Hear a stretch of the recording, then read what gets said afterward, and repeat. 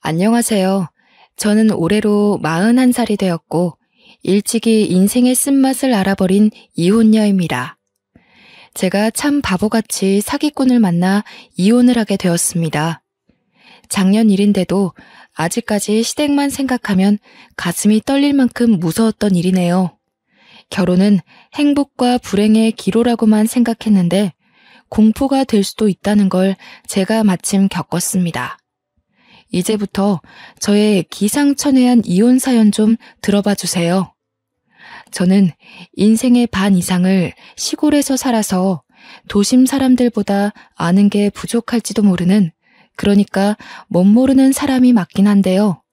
아마 다들 제가 겪은 기가 막힌 결혼 생활을 들으신다면 뭘 모르고 그랬네 라는 말은 아마 못하지 않을까 싶어요. 제가 서울 남자한테 끔뻑 속아 사기 결혼을 당했거든요. 요즘 세상이 어떤 세상인데 사기 결혼이 있겠냐 싶으시지요? 저도 그랬네요. 아니, 저는 사기쳐서 결혼할 수도 있는지도 몰랐습니다. 저희 집안은 TV에서 예능만 봤지 드라마나 영화, 사연 프로그램 같은 건 일절 안 보거든요. 그래서 무지했다고 봐야 할까요?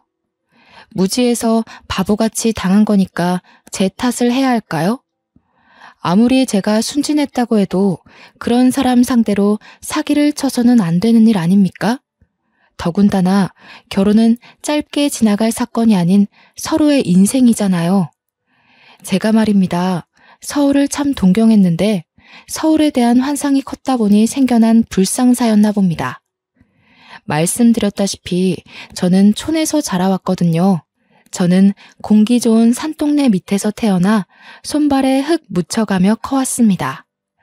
동네 이웃과 전부 안면 튼 사이라서 너나 할 것 없이 집을 드나들며 가족처럼 지냈거든요.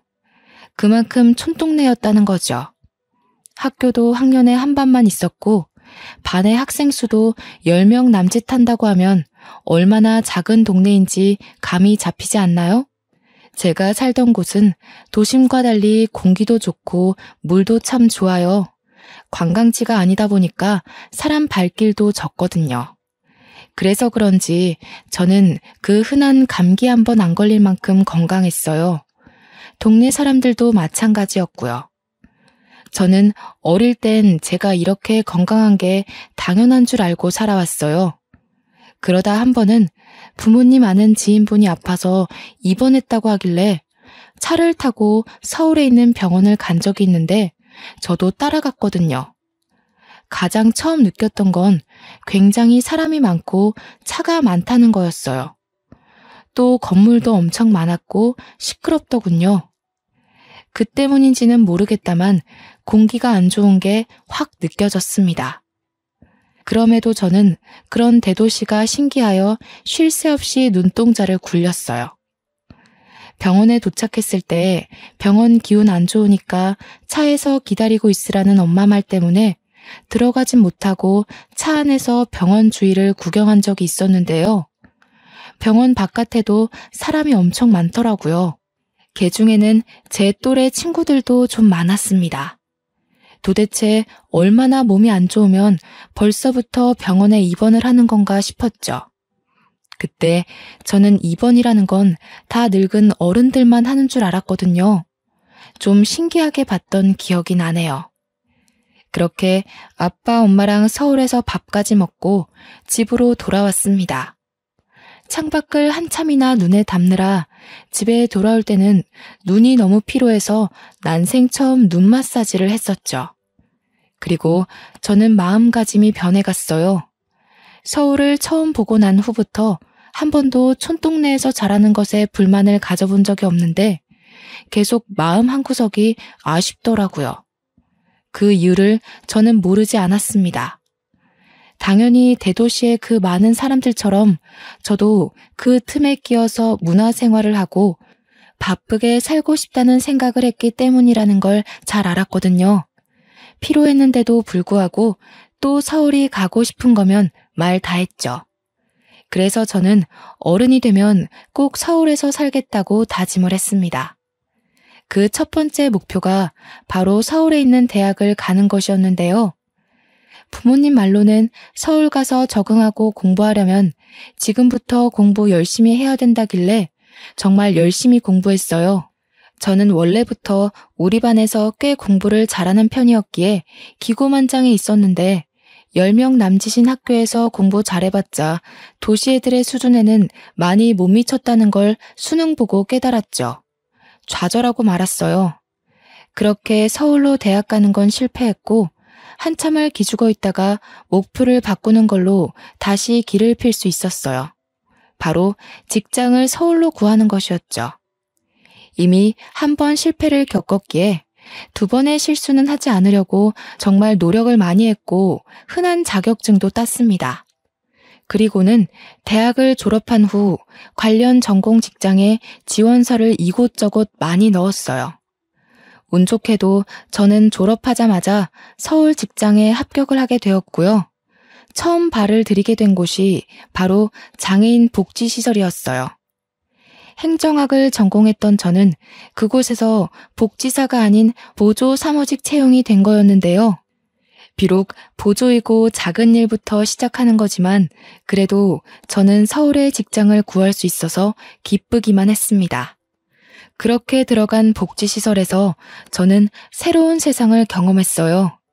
제가 몸이 불편하신 분들을 직접 관리하는 건 아니었다만 같은 공간에 있다 보니 보고 듣는 게 많았거든요.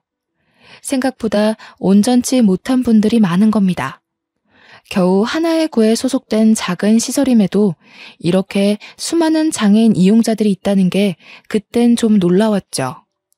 신체 장애뿐만 아니라 지적 지체, 시각장애, 청각장애, 자폐, 안면 등 부류가 참 많기도 했어요.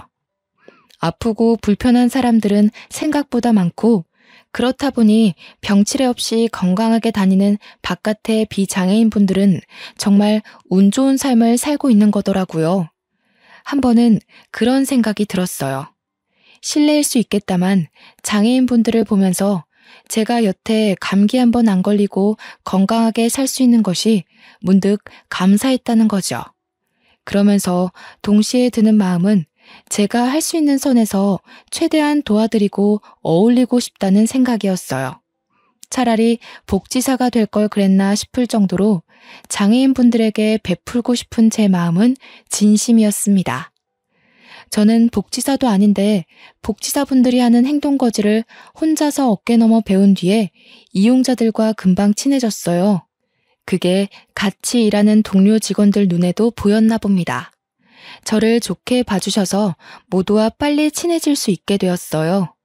복지사분 중에서는 저와 같은 또래의 씩씩하고 싹싹한 남자분이 계셨는데요. 제가 바로 이분을 보고 배워서 시설 이용자들과 친해진 거였어요. 그 사람이 미래의 제 남편이 될 줄은 몰랐네요. 이때만 해도요. 그때 남편은 다른 복지사들 중에서도 유독 장애인들 관리에 참 능숙했습니다. 보면서 저도 저렇게 몸 불편한 사람들을 편견 없는 시선으로 보면서 도움을 주는 데에 적극적인 사람이 되고 싶어 남편을 더 유심히 봤는데요.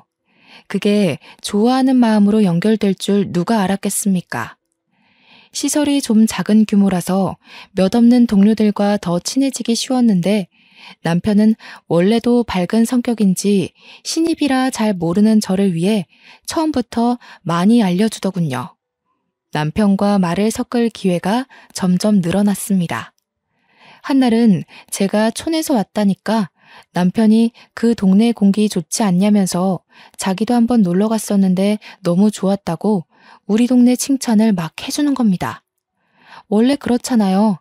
외국인이 한국에 관심 주고 좋아라 해주면 그 외국인에게 마음이 열리는 것처럼 저는 남편이 더없이 좋아졌죠. 저는 남편의 친절에 적극 보답하며 제 마음을 계속 표현했어요. 특히 남편이 직업에 임하는 마인드가 참 존경스러웠는데 일하는 남자가 멋있다는 게 이런 거구나 싶더라고요. 이수씨, 장기기증이라고 들어봤죠? 제가 그걸 성인이 되고 바로 신청했거든요. 나중에 죽으면 제 몸 바쳐서 이렇게 불편하신 분들 도움드리고 싶어서요. 다들 나중에 마음 바뀌네 마네 그런 소리 하면서 후회할 거라는 말도 종종 들었는데 저는 아직도 그때 한 결심에 변함이 없어요. 이미 저한테는 10년도 넘은 일이잖아요. 여전히 여기 이용자분들 보면서 장기 기증에 대한 뜻을 품고 살아요. 저로 인해 많은 사람들이 새 삶을 얻을 수 있다면 얼마나 기쁠까? 그 생각이 일하는 원동력 중 하나이기도 해서요. 남편은 얼마 전에 장기 기증이 적합한지 병원에서 검사까지 받고 왔다는 겁니다. 주기적으로 검사를 다닌대요. 혹시나 자신의 장기가 상해서 기증을 못하게 되면 안 되니까 검사를 받고 스스로 건강도 잘 챙기고 있다네요. 솔직히 내 인생인데 사후의 남을 위해 자신을 관리하고 있다는 건 쉽게 먹을 수 있는 마인드가 아니잖아요. 좀 과장해서 하늘에서 내려온 천사가 아닌가 싶을 만큼 남편의 무한한 아량에 감탄을 했습니다. 저는 그곳에서 처음으로 누군가를 존경한다는 마음을 느껴보았어요. 그게 남편이었다는 거지요. 그리고 그 일은 남편을 향한 감정에 설렘을 더해주는 일이 되었습니다. 그렇게 저와 남편은 점점 더 가까워졌어요. 제가 남편을 잘 따르는 것도 있었고 남편이 저를 잘 받아주는 것도 있었거든요. 제가 30살이 되고 보조에서 일반직으로 전환될 때까지도 남편과 저는 사이가 참 좋았어요. 가끔씩 퇴근하고 술 한잔 기울이는 사이가 되었을 만큼요. 저는 남편이 복지사라 상대방을 대응하는 방법이 유능해서 대화가 잘 통하고 잘 맞는 줄 알았는데 그게 아니더라고요. 근데 이수 씨, 그거 아세요? 이수 씨는 눈이 참 예뻐요. 좋은 동네에서 살아서 그런가 피부도 좋으시고. 제가 눈 예쁜 사람을 특히 좋아하는데 그래서 자꾸 이수 씨랑 같이 있고 싶나 봐요. 제가 자꾸 술 마시자고 해서 귀찮았죠. 저도 누구한테 이 정도로 마음을 표현해보는 게 처음이라 좀 서툴러서 그래요. 아무래도 좋아하는 사람 앞에서는 다들 그럴 테니까 좀 이해해줘요. 느닷없이 술 먹다가 고백을 하는데 그 당시 몇 잔 기울인 것도 아니었거든요. 그런데 저랑 같은 마음을 표현해주니까 제가 안 넘어가고 버틸 수가 있나요? 연애를 몰랐던 저는 남편이 해주는 칭찬에 특히나 더 크게 흔들렸고 아주 자연스럽게 저희는 연애를 시작하게 되었습니다. 사귀고 나서는 결혼까지 정말 속전속결이었어요. 한 3개월 만났나? 남편이 빨리 결혼해서 매일 얼굴 보며 지내고 싶다고 조르는 날이 많아지더라고요. 결혼이 연애처럼 쉽게 결정할 일은 아니니까 좀 겁이 나긴 했는데 저도 남편이 너무 좋아서 매일 같이 있고 싶었어요. 저도 언젠가 결혼을 해야 할 텐데 만약 한다면 남편처럼 존경할 수 있는 사람이 배우자가 되면 좋겠다 싶더군요. 그래서 결혼을 했죠. 남편은 서울 토박이라서 나이 30 후반이 될 때까지 한 번도 독립을 해본 적이 없다고 결혼을 하고 나서도 시댁에서 지내는 거 괜찮냐고 묻대요. 좀 망설이고 있었더니 남편이 뒤이어서 하는 말이 저는 합가를 승낙할 수밖에 없었어요. 너도 알지? 우리 아빠가 시각장애인이시잖아. 좀 오래됐는데 우리 가족 먹여 살리려다가 변을 당하신 거라서 나는 내 탓도 있다고 보거든. 그래서 아빠를 엄마 손에만 맡겨놓을 수가 없겠더라고. 나도 아빠가 눈을 잃은 거에 책임이 있는데 나만 집 나와서 편하게 살 수는 없잖아. 엄마도 혼자서 마음고생 심할 텐데. 내가 어른이 됐으면 그걸 자유라고 누릴 게 아니라 이젠 내가 우리 가족을 지키는 가장이 되어야겠다고 생각했지. 그래서 지금까지 독립 필요성을 못 느꼈던 거야. 결혼하기 전에 시아버지가 시각장애인 2급이라는 건 알고 결혼을 했다만 합가 얘기랑 그 이유에 대해서는 처음 들었습니다.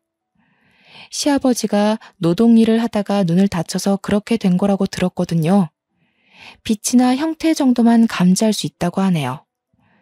집안에 자녀가 남편밖에 없는 데다가 남편이 군대까지 가는 바람에 벌이가 더 힘들어질지도 몰랐는데 남편이 대학을 포기하고 학점 은행제로 빨리 복지사가 돼서 돈을 벌기 시작해 다행히도 집안이 크게 무너지진 않았다고 합니다. 굳이 직업을 복지사로 정한 이유도 시아버지 때문이라고 했어요. 남편이 공부를 잘하는 편이 아니었는데 시아버지에게 도움을 줄 수 있는 직업을 찾다 보니 그나마 복지사가 가장 접근하기 쉬웠다고 그러네요. 저는 남편의 이런 모습에 반해서 존경을 하는 거였는데요. 역시나 효심 깊은 마음에 감동받아 합가를 허락하게 된 거죠. 시댁에서는 저를 아주 환영하며 받아주셨습니다. 이미 저희가 지낼 수 있는 방을 내주셨는데요. 큰 집도 아닌데 안방을 저희한테 내주신 거 아니겠습니까? 이건 젊은 사람으로서 도리가 아닌 것 같아 시어머니께 말했는데요. 신혼인데 제대로 즐기지도 못하고 이런 코딱지만한 집에 들어와 살게 생겼는데 안방은 당연히 내줘야지. 더 못해줘서 마음 안 좋다고 했잖니. 앞으로도 우리가 너한테 해줄 수 있는 게 많이 없어. 그리고 내 아들이 이제 네 남편이 됐잖아. 그렇다 하더라도 시애비 눈이 절해서 계속 돈이 들어갈 텐데 그 돈을 너희한테 안 줘도 된다고는 우리가 말 못하거든.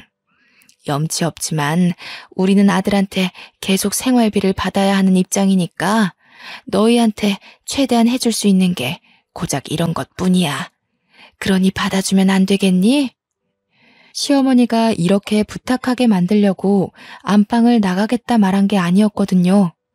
그런데 시어머니가 너무 미안해하며 사정하며 부탁을 하니 더 이상 거절하는 것도 예의가 아니라고 생각했죠. 하는 수 없이 저희 부부는 제일 넓은 안방을 사용하게 되었고 시어머니와 시아버지는 화장실 옆에 있는 작은 방을 이용하게 되었습니다. 그래서 저는 더더욱 시부모를 잘 모셨습니다. 시키지 않아도 집안일을 열심히 도맡았고 남편이 마련한 생활비에 제 돈까지 보태어 시부모님의 진심에 보답했답니다. 한날은 안방에서 잠을 자기 전이었는데요. 내일이 주말이다 보니까 남편도 저도 일부러 늦게까지 불을 켜고 대화를 하며 놀았어요. 그러다 보니 자연스레 집안 얘기가 나오게 되었고 남편은 시아버지 얘기를 꺼내게 되었죠. 마음 같아선 내 각막이라도 떼내서 아빠한테 주고 싶은데 아빠가 창창한 젊은이 앞길 막을 일 있냐고 화를 얼마나 내시던지. 너무 완강하셔서 시도조차 못했어. 자기는 늙어서 더 이상 쓸모도 없고 이대로 안 보여도 상관없다고. 집이 잘 사는 것도 아닌데 누군가 일을 해야 한다면 젊은 내가 해야 하는 게 맞지 않냐고 하시는데 할 말이 없더라고. 그동안 가족들 다 많이 힘들었겠다. 특히 아버님께서 많이 무서우셨을 것 같아. 당신 군대 가기 전에 그렇게 되신 거면 그래도 몇 년은 된 건데 그동안 다른 기증자가 한 명도 없었던 거야? 물심양면으로 찾았지. 기증하겠다는 사람은 많은데 정작 검사하면 기증할 수 있는 각막이 아닌 경우가 대다수야. 그리고 이게 적은 확률로 부정 반응이 일어날 수도 있거든. 여러모로 쉽지 않아서 자꾸 미뤄지다 보니 어느새 지금까지 온 거지. 나도 내내 마음을 못 놓고 있어. 등록한 병원에서 연락을 기다리고 있기는 한데 그마저도 예전만큼 많이 오지는 않아. 정말 큰일이다. 아버님 마음고생만큼은 아니지만 어쨌든 식구들 다 같이 힘든 거잖아. 나도 아버님 불편한 거 없게 최대한 돕고 있긴 한데 볼 때마다 마음이 너무 안 좋아. 아버님 저렇게 좋으신 분인데 하늘은 참 무심하기도 하지. 속상해, 너무. 그렇지? 너는 기증에 대해서 어떻게 생각해? 네 말대로 기증이 쉬운 일은 아니잖아. 아무리 마음이 선하더라도 기증은 감히 마음먹기 힘들 수도 있는 부분이거든. 나도 당신이랑 생각이 같아. 기증이야말로 진짜 좋은 일이라고 생각해. 그건 천사나 다름없어. 나를 내주는 거잖아. 아무리 내가 죽은 후라지만 내 몸을 떼어내주는 건 결코 쉬운 일이 아니거든. 그래서 나 자기가 처음 기증의사 밝혔을 때 엄청 존경스러웠다? 나도 기증에 대해서 생각해보게 됐는데 솔직히 당신 보고 그 마인드에 반해서 나도 기증 신청한 거야. 내가 무슨 복이 있어서 이런 분에 넘치는 와이프를 만났는지 모르겠다. 넌 정말 내가 본 수많은 사람 중에 가장 따뜻한 사람이야. 능력도 없고 벌이도 부족한 나랑 결혼해줘서 너무 고마워. 우리가 한 3개월 시댁에 살았을까? 잘 살고 있는데 갑자기 시모가 자기 마음이 하루하루 편치 않다고 분가를 하라는 겁니다. 갑자기 무슨 당황스러운 제안인가 싶었는데 시어머니가 젊은 사람 고생시키면 벌 받는다면서 지금껏 마음 써준 걸로도 충분히 며느리 노릇했으니까 그만 분가해도 된다고 했어요. 저는 거절했죠.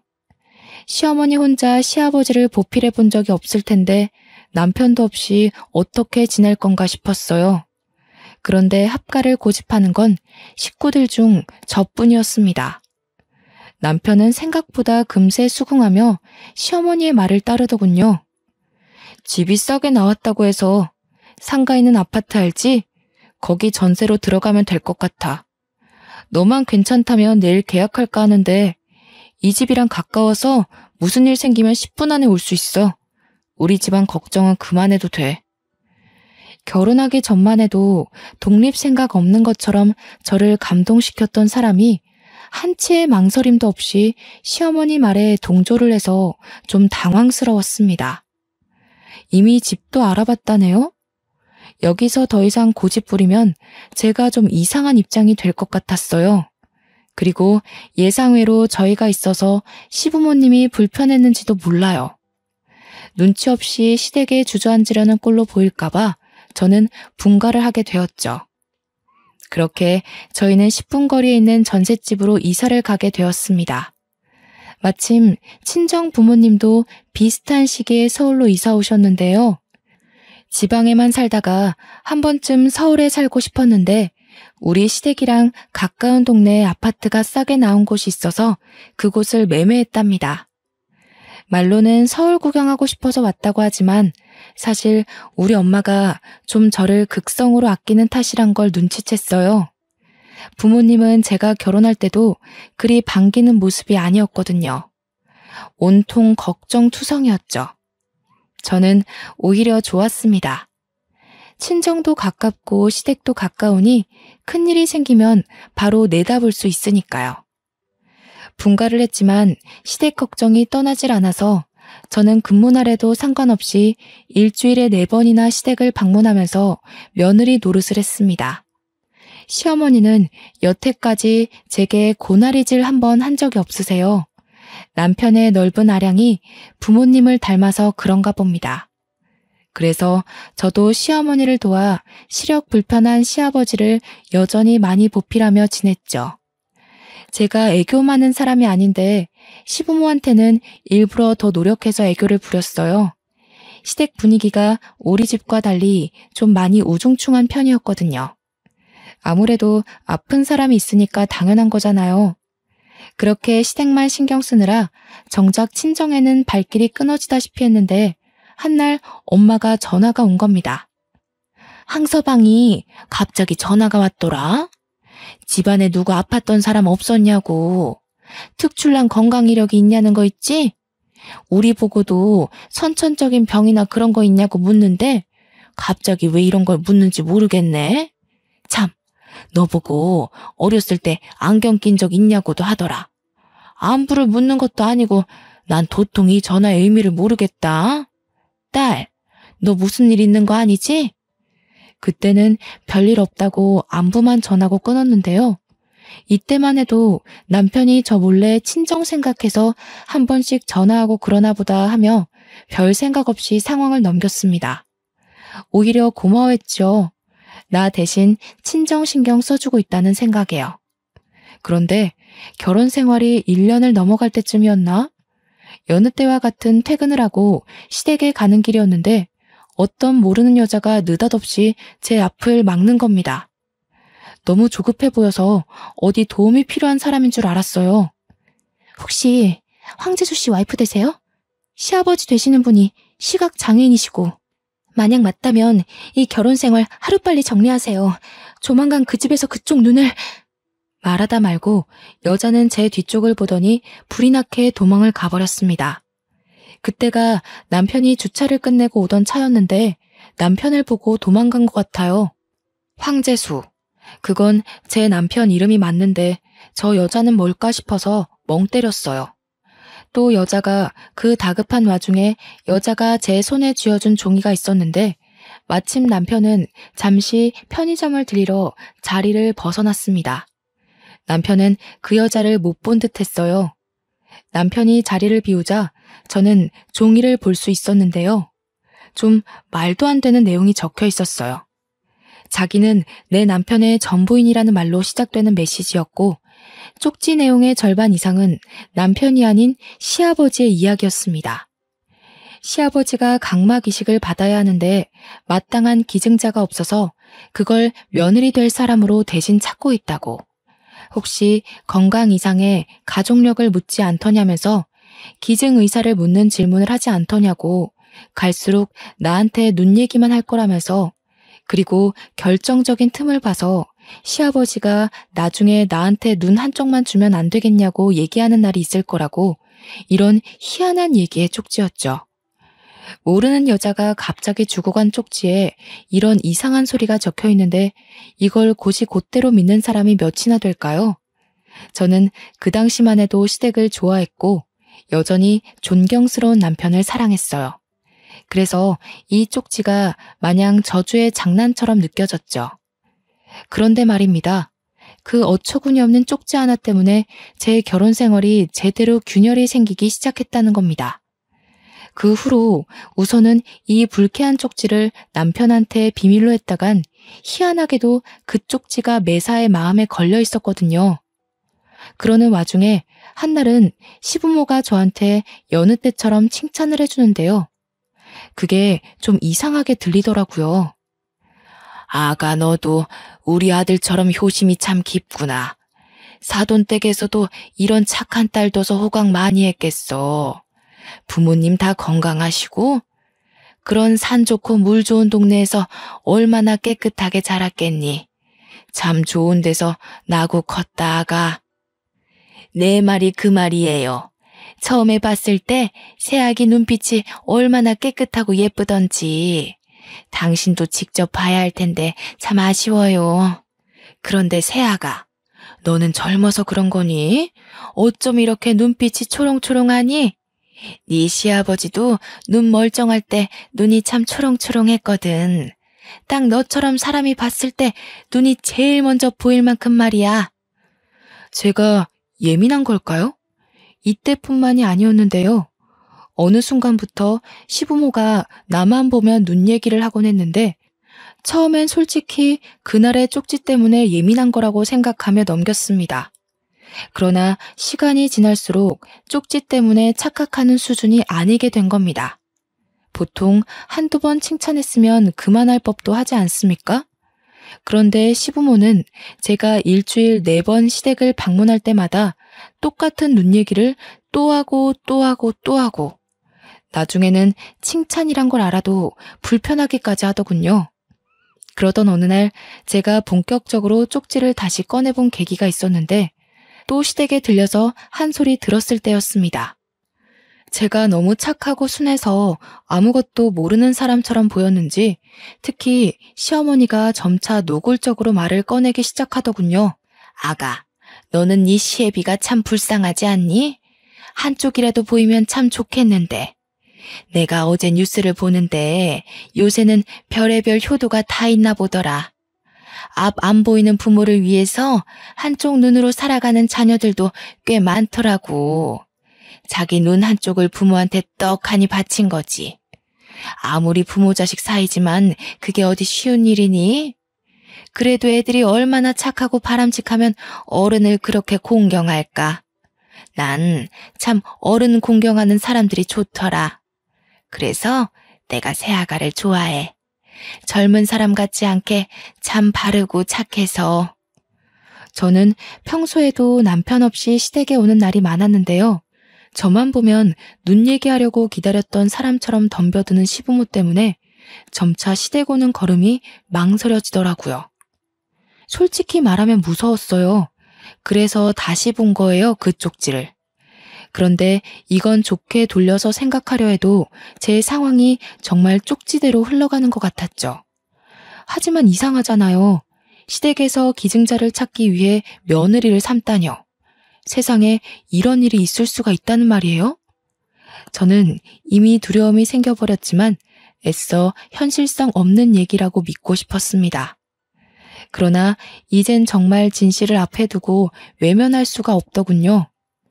시부모는 이런 얘기를 남편이 있는 자리에서도 거리낌 없이 하기 시작했는데 예전부터 남편한테 말할까 말까 했던 제 입장에선 다행이라고 생각했거든요. 그런데 남편 하는 말이 저를 더 소름 돋게 하는 거 있죠? 이수도 나중에 기증할 생각이 있다고 하더라고. 근데 각막은 웬만해선 사후에 기증을 하지 생전엔 어려워. 지수는 나보다 더 어려서 한참 사회생활 할 때인데 아무래도 좀 그렇잖아. 아니더라니까. 내가 뉴스를 매일 보잖아. 생전에 한쪽만 기증하는 애들도 한가득이더라. 마음 씀씀이가 좋은 애들이 그러겠지. 그래도 애미는 솔직히 저런 애들 하나도 안 부럽다. 10자식 있으면 뭐해. 내 눈에는 우리 며느리가 최고로 착하고 야무진걸. 아직 이수랑 정식으로 얘기해본 것도 아니야. 아무리 기증 의사가 있다고 하더라도 그런 식으로 하면 불편해. 괜히 부담 주고 그러지 마. 그러게 내가 한쪽 준다니까 아빠는 계속 거절해선. 그런데 내가 요즘 시력이 많이 안 좋아졌어. 검사해서 기증 가능한지 다시 알아봐야 돼. 이수는 다행히 기증이 가능하더라고. 서울이랑 촌이 다른 게 여기서 차이가 나나 봐. 어디서 이렇게 예쁜 아이가 우리 집에 들어왔을까?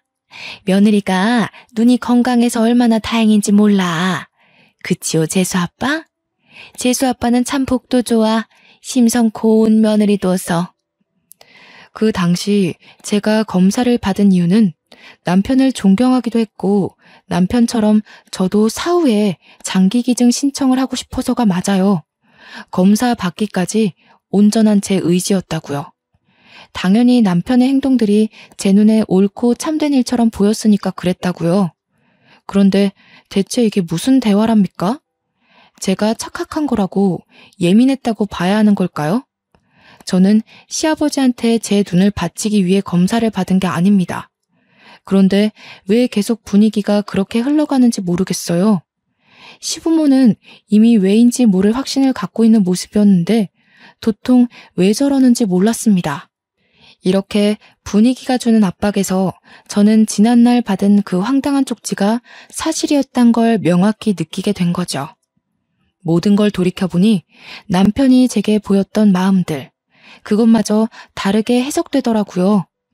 남편이 나보고 눈이 예쁘다고 한 것도, 공기 좋은 데서 잘 컸다고 한 것도, 기증에 관한 의사를 물어본 것도, 친정을 들여다봐주는 것도 전부 다 그저 시아버지 각막이식 때문이었구나 하고, 시댁한테는 이미 모든 정이 떨어졌고 남편한테는 배신감이 치솟기 시작했어요. 이 쪽지가 사실이라면 쪽지를 주고 간 전처의 존재도 사실이라는 건데 보니까 전처는 그날 남편을 보고 먼저 도망을 쳤었어요. 그렇다는 건 전처도 이런 상황을 겪고 무서워서 이혼을 했다는 거잖아요. 근데 그 이혼 사실이 서류에 없었다는 건 혼인신고를 안 했다는 뜻으로 이어지겠죠. 생각을 할수록 숨이 막히더군요. 그렇게 누구한테 털어놓지도 못하고 혼자서 끙끙 앓기만 하다가 또 한 번 시댁을 가게 되었습니다. 평소에도 시댁에서 같이 식사하는 자리는 많았는데요. 그런데 그날이 제가 참지 못하고 시댁을 박차고 나와서 이혼까지 생각하게 된 계기였죠. 세아가, 어디 아픈 건 아니지? 이번 주 내내 통 얼굴 빛으로 안 와서 걱정 많이 했어. 몸이 안 좋은 거야? 그 건강하던 애가 무슨 일이라니? 서울 생활에 탈이라도 나서 그러나? 당신 엄마 아빠 보러 안 왔어? 일주일가량 꼬박 들리던 사람이 갑자기 왜? 몸이 진짜 안 좋아서 그래? 병원 갈까? 안 좋으면 나한테 말을 하지 그랬어. 어디가 안 좋은데? 세아기 몸이 안 좋으면 안 되지. 저녁은 됐으니까 얼른 며느라기 데리고 병원이나 다녀오너라. 우리 집안에 들어온 귀한 식구인데 남의 자식 아프게 만들어서야 되겠나. 어여 병원 가. 우리는 괜찮으니까. 아프다고 말한 적도 없는데 제가 그저 매번 오던 발길을 끄느니 본색을 더 빨리 드러내시더라고요. 다들 안절부절 못하는 거 있죠? 아무것도 몰랐다면 저는 이런 시댁에 또 감동받고서 제 몸 불살라 시부모에게 효도를 했을 거예요. 그런데 지금은 그저 소름만 돋더군요. 숨통이 갑갑한 걸 겨우 참고 저는 괜찮다며 저녁 식사 앞에 앉았습니다. 고개 한번 안 들고 말 한마디 안 하며 꾸역꾸역 밥을 먹고 있는데요. 조용하던 집안에 시어머니가 찬물을 끼얹는 거 아니겠습니까? 새아가, 네가 나이가 이제 막 40이 됐지? 그럼 그렇게 막 젊지도 않다. 여자들은 경제생활 그리 길게 안 해도 되거든.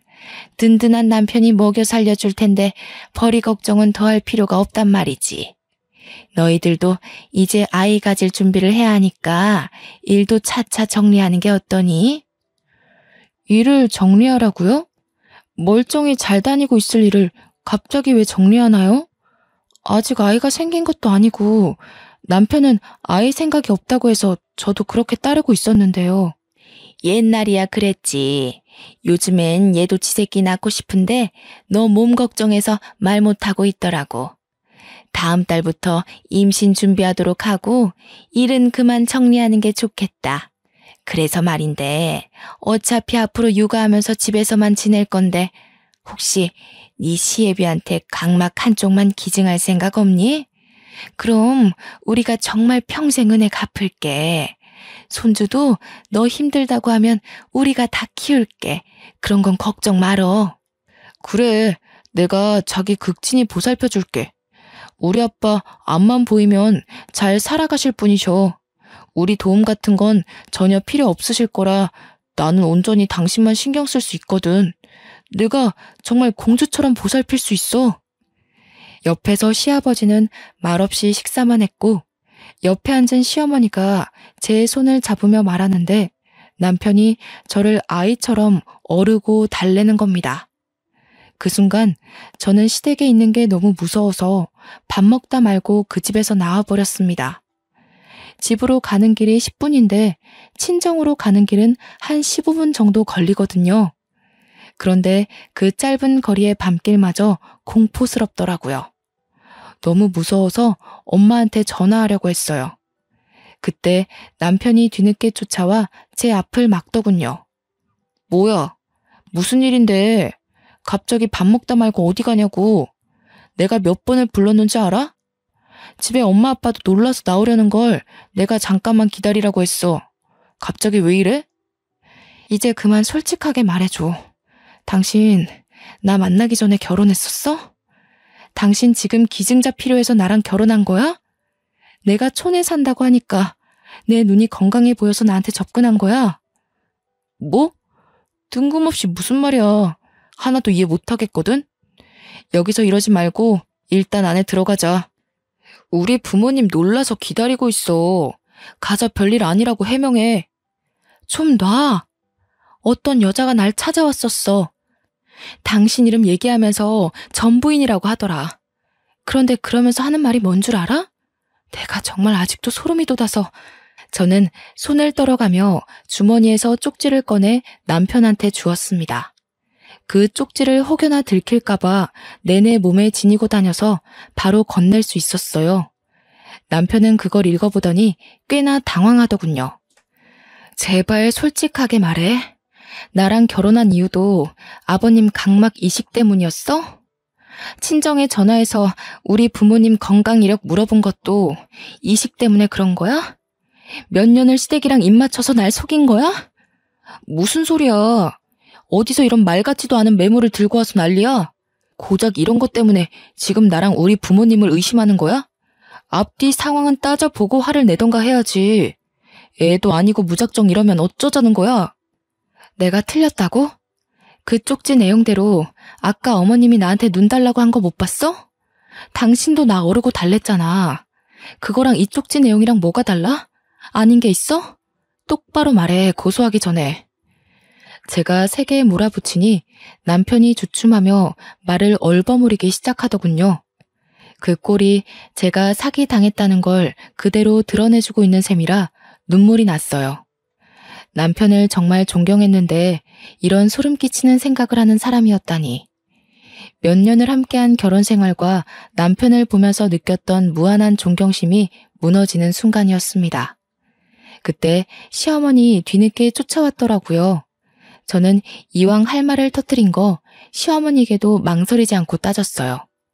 어머님, 어떻게 이러실 수가 있으세요? 제가 어머님 아버님께 얼마나 잘했는데요. 저를 고작 기증자로만 생각하고 잘해주셨던 거예요? 남편이 결혼했다는 건 왜 숨기셨어요? 저희 혼인신고 늦게 하라는 것도 다 이런 이유 때문이었어요? 전부인은 기증 안 해줘서 쫓아내신 건가요? 뭐라고? 어머머, 이 말하는 거 좀 봐라. 어른 앞에서 눈 똑바로 뜨고 덤비는 것 좀 봐. 그래, 그랬다. 그게 왜? 같은 식구면 어려울 때 도울 수도 있는 거지. 남 도와주는 건 쉬우면서 식구 도와주는 건 그렇게 싫디? 요즘 애들은 이기적이어서 효도도 할 줄 모르던데. 너도 결국엔 똑같구나. 식구요? 혼인신고도 못하게 해놓고 식구라고요? 절 식구로 생각하긴 하셨어요? 식구로 안 보고 있었던 건 제가 아니라 남편이랑 어머님, 아버님이겠죠. 지금 큰 소리 낼 사람은 저거든요? 이거 엄연히 사기 결혼이에요. 도대체 얼마나 더 이런 식으로 사람 인생 망치려고 했던 거예요? 정말 무섭고 소름이 끼쳐서 마주하고 있기도 무섭네요. 바락바락 대드는 제 말에 시어머니가 뒷골 잡더군요. 남편은 그대로 자리를 떠버린 저를 붙잡으려 했으나 시어머니가 혈압 올라 주저앉는 바람에 그러지도 못했습니다. 잘 됐죠. 저는 짐 챙길 생각도 않고 바로 친정을 찾아갔어요. 야밤에 제 사정을 다 들은 친정 부모님이 깜짝 놀라더니 화를 내시더라고요. 당연하겠죠. 딸이 사기 결혼을 당했는데 그게 각막 기증 때문이라니까 기가 차잖아요. 친정 부모님은 당장 시댁 가서 깽판이라도 쳐야겠다고 이대로는 절대 못 물러난다고 나갈 채비를 했습니다. 우리 엄마가 평소에도 보통 성격이 아니에요. 산전수전 다 겪고 산동네로 이사간 분이거든요. 엄마는 가기 전에 봉지에 소금을 한 솥을 담더라고요. 저는 그걸 보고 시댁집에 뿌리려나 보다 그렇게만 생각했어요. 그렇게 다 같이 시댁을 찾아갔는데요. 시모가 제 얼굴을 보더니 바로 문 열더군요. 아까는 내가 너무 놀라서 정신이 없었다. 우리 이식 얘기는 들어와서 찬찬히 해보지 않겠니? 나는 너를 정말 내 새끼처럼 아꼈는데 네가 갑자기 우리를 남처럼 밀어내는 것 같아 서운해서 그랬어. 그래, 우리가 너무 마음의 준비도 없이 이식 얘기를 했지? 지금부터 네 생각 내 생각 공유하면서 이식에 관해 회의를 해보자꾸나. 시어머니는 대놓고 이식 얘기를 하며 아예 저를 기증자로 보고 있었습니다. 그때였어요. 문 뒤에 숨어있던 엄마가 시어머니 말 끝나자마자 시어머니 얼굴에다 소금 냅다 뿌려버리는 거 아니겠어요? 솔직히 깜짝 놀랐습니다. 저는 그냥 집에다가 뿌리는 줄 알았거든요. 이런 정신 나간 여편네가 남의 자식한테 뭐라짓거리는 거야? 뭐? 눈? 눈을 달라 했다고? 미치지 않고서야 그게 심으로써 며느리한테 할 소리야? 어디서 이런 막대 먹은 집안이 굴러들어온 거래? 정말 기가 차서 말도 안 나오려고 하네. 악기가 씌어도 단단히 씌인 거지. 그렇지 않고서야 멀쩡한 사람 눈 뽑아 먹으려고 사기치고 결혼하는 정신 나간 짓은 못하지. 내 귀한 딸 잡아먹으려고 인연이 이 악마 같은 년아. 썩 꺼져! 눈에 소금이 들어간 시어머니는 따갑다고 악다구니를 질렀고 그 소리에 깜짝 놀란 남편이 뛰어와서 계속 소금을 뿌리는 우리 엄마에게 손을 올렸더라고요. 엄마한테 손찌검 하려는 남편을 제가 급히 막았어요. 지금 뭐 하시는 거예요? 아무리 경우가 없어도 그렇지. 나이 먹을 만큼 먹은 사람이 왜 이래요? 장모님 그렇게 안 봤는데 저희 엄마 눈 잘못되면 이거 엄연한 범죄예요? 못 배워먹은 사람도 아니고 뭐 하시는 겁니까? 장모님도 똑같이 만들어드려요? 예? 아무래도 남편이 남자라서 여자 둘이 덤벼도 무리가 있었는데 때마침 주차하고 올라오던 아빠가 남편의 막말을 발견하고 뛰어가서 냅다 남편의 멱살을 잡더니 바닥으로 패대기 쳐버렸습니다. 이런 도른 자식을 봤나? 뭐가 어쩌고 어째? 어디서 버르장머리 없이 지 장모한테 협박질이야? 뭐가 떳떳해서 얼굴 쳐들고 사람을 노려보는 거냐? 남의 자식 눈팔 계획 틀어지니까 이판사판 없다 이거야? 되바라져도 정도껏 되바라져야지. 상놈도 아니고 어디서 주둥아리 함부로 놀려? 아버님, 제 뜻은 그게 아니라 눈이 얼마나 소중한데 남의 어머니 얼굴에다 소금을 뿌리시면 눈이 실명될 수도 있다고요. 이거 범죄인 거 아세요? 범죄? 범죄를 아는 놈이 내 딸 끌어들여서 눈 파먹을 계획을 하고 있어? 분명 우리 딸 데려갈 때 눈물 한 방울 안 흘리게 하겠다고 다짐하지 않았나? 아, 그게 아예 눈을 뽑아버리겠다는 거였어? 어? 이런 끔찍한 놈을 봤나? 너희 집 식구들은 입이 1000개라도 닥치고 있어야 할 판이야. 그 와중에 시아버지는 눈이 안 보이니까 큰 소동이 나도 현관문 쪽으로 나오지 못하더군요. 아빠는 남편에게 마지막으로 한 방 더 먹였는데요. 그렇게 각막 이식해주고 싶으면 아들이 직접 두 쪽 다 해주면 되겠네 하면서 엄마 손에 조금 남은 소금을 앗아가 남편 얼굴에 확 뿌려버린 겁니다. 남편도 자기 엄마처럼 똑같이 따갑다며 소리치다가 앞이 안 보이니까 주저앉으면서 우리 아빠 다리를 잡고 매달리는 거 아니겠습니까? 시어머니는 눈을 씻으러 간 건지 화장실로 들어가서 나와보질 않더군요. 장인어른, 잘못했습니다. 죄송해요. 아무리 급했어도 이수는 건드리면 안 되는 거였는데 정말 죄송합니다. 그렇지만 이수 좋아하는 마음은 진심이에요. 절대 사기친 거 아닙니다. 이수가 싫다고 하면 더 이상 이식 강요할 생각 없었어요.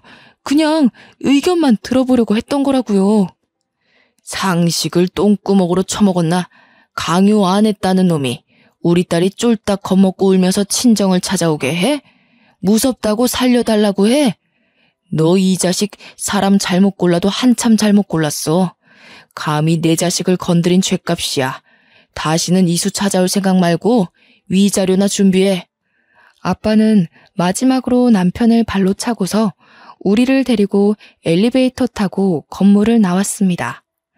다행히 낡은 아파트라 복도에 CCTV가 없더라고요. 한 성격하는 우리 부모님 참 못 말리죠. 그래도 덕분에 든든했고 체증이 확 가라앉는 기분이었어요. 왜 진작 말하지 않았을까 후회까지 되더라니까요. 그리고 저는 신혼집에 짐도 다 버리고서 급하게 고향으로 내려와 버렸네요. 부모님도 서울하면 치가 떨린다면서 집을 정리했고 같이 본래 살던 집으로 돌아왔죠. 그 후 남편한테서 오는 연락을 전부 씹었어요. 남편이 제발 얘기 좀 하자고, 기증하기 싫으면 안 해도 된다고, 전부인처럼 버리지 않겠다고 하는데 이게 사죄하는 사람이 할 소린가요? 이제 보니 존경은 개뿔, 눈앞에 닥친 상황조차 유도리 있게 처리 못하는 맹탕이더라고요. 그 이후 저는 전부인이라는 사람과 얘기를 해보고 싶어 몰래 시댁 근처를 맴돌았지만 아쉽게도 만나지 못했어요. 그렇게 남편과 다시 만난 건 이혼 때문이었고 남편과 제가 법률혼 관계가 아니라 과정이 까다롭긴 했으나 겨우 승소하여 꽤 시원한 위자료를 받아냈죠. 현재는 고향으로 내려온 지 반개월 정도 되었어요. 어느새 그 일이 작년 일이 되었네요. 그때의 기억이 아직도 생생하게 남아있어서 여전히 서울이 꼴도 보기 싫더군요. 좋았던 추억마저 전 남편 때문에 다 망쳐진 셈인 거죠. 저랑 저희 부모님은 서울 방향으로는 눕지도 않을 지경으로 정내미가 다 떨어졌답니다. 결혼해도 고부간의 갈등이나 있을 줄 알았지 제 각막 탐내는 시댁이 있을 줄 누가 알았겠습니까? 정말 영화라도 한 편 찍은 기분이네요. 앞으로도 사람 참 신중하게 봐야겠더라고요. 다들 사람 사귀는데 뭐든 유념하셔야 해요. 생각보다 상식 없는 분들 덜어 있는 것 같으니까요. 제 영화 같은 사연 좀 재미있으셨나요? 이제는 좀 더 마음을 털어내어 웃을 수 있는 사건으로 찬찬히 날려버릴 생각이에요. 지금까지 제 사연 읽어주느라 고생하셨습니다. 좋은 하루 되세요.